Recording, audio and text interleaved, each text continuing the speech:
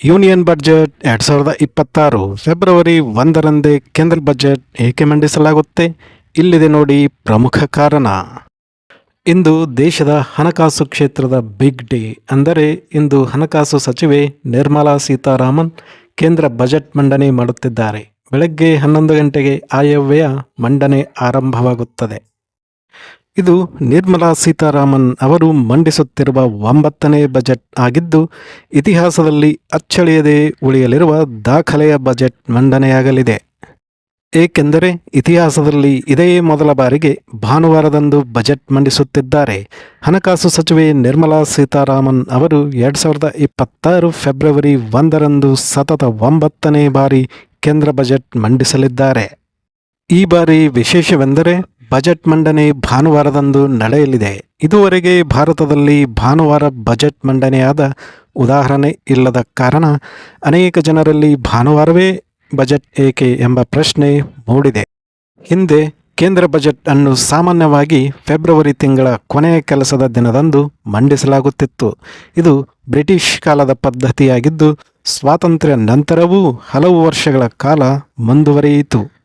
ಆದರೆ ಈ ಪದ್ಧತಿಯಲ್ಲಿ ಸಮಸ್ಯೆ ಏನೆಂದರೆ, ಏಪ್ರಿಲ್ 1ರಿಂದ ಆರಂಭವಾಗುವ ಹೊಸ ಹಣಕಾಸು ವರ್ಷಕ್ಕೆ ಮುನ್ನ ಬಜೆಟ್ ಯೋಜನೆಗಳನ್ನು ಜಾರಿಗೆ ತರಲು ಸರ್ಕಾರಕ್ಕೆ ಸಮಯ ಕಡಿಮೆಯಾಗುತ್ತಿತ್ತು. ಈ ಸಮಸ್ಯೆ ನಿವಾರಣೆಗೆ 2017ರಲ್ಲಿ ಆಗಿನ ಹಣಕಾಸು ಸಚಿವ ಅರುಣ್ ಜೇಟ್ಲಿ ಅವರು ಬಜೆಟ್ ಮಂಡನೆಯ ದಿನಾಂಕವನ್ನು ಫೆಬ್ರವರಿ 1ಕ್ಕೆ ಬದಲಾಯಿಸಿದರು. ಇದರಿಂದ ಸಂಸತ್ತಿಗೆ ಬಜೆಟ್ ಮೇಲಿನ ಚರ್ಚೆ, ಮಂಜೂರಾತಿ ಮತ್ತು ಯೋಜನೆಗಳ ಅನುಷ್ಠಾನಕ್ಕೆ ಹೆಚ್ಚು ಸಮಯ ಸಿಗಲು ಆರಂಭವಾಯಿತು.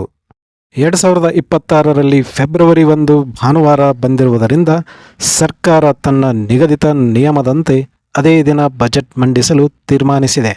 ವಾರಾಂತ್ಯದಲ್ಲಿ ಬಜೆಟ್ ಮಂಡಿಸುವುದಕ್ಕೆ ಯಾವುದೇ ಸಂವಿಧಾನಾತ್ಮಕ ಅಡ್ಡಿಯಿಲ್ಲ. ಅಗತ್ಯವಿದ್ದರೆ ಸಂಸತ್ತು ವಿಶೇಷ ಅಧಿವೇಶನ ನಡೆಸಬಹುದು.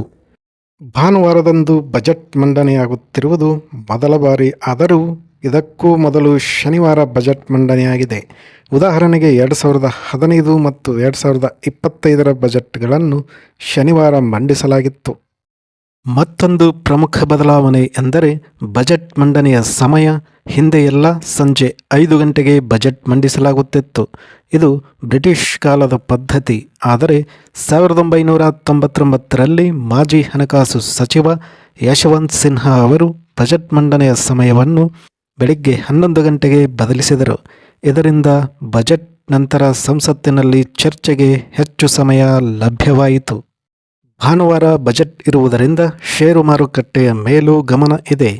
ಈ ದಿನ BSE ಮತ್ತು NSE ಷೇರು ಮಾರುಕಟ್ಟೆಗಳು ಸಾಮಾನ್ಯ ದಿನಗಳಂತೆ ಕಾರ್ಯನಿರ್ವಹಿಸುತ್ತವೆ.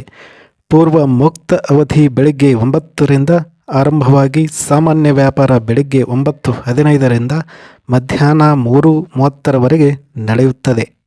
ಒಟ್ಟಾರೆ ಭಾನುವಾರದಂದು ಕೇಂದ್ರ ಬಜೆಟ್ ಮಂಡಿಸುವುದು ಹೊಸ ಅನುಭವವಾದರೂ ಇದರ ಹಿಂದೆ ಆಡಳಿತಾತ್ಮಕ ಸ್ಪಷ್ಟತೆ ಮತ್ತು ಹಣಕಾಸು ವರ್ಷದ ಸಕಾಲಿಕ ಯೋಜನೆಗಳ ಅನುಷ್ಠಾನ ಎಂಬ ಸ್ಪಷ್ಟ ಕಾರಣಗಳಿವೆ.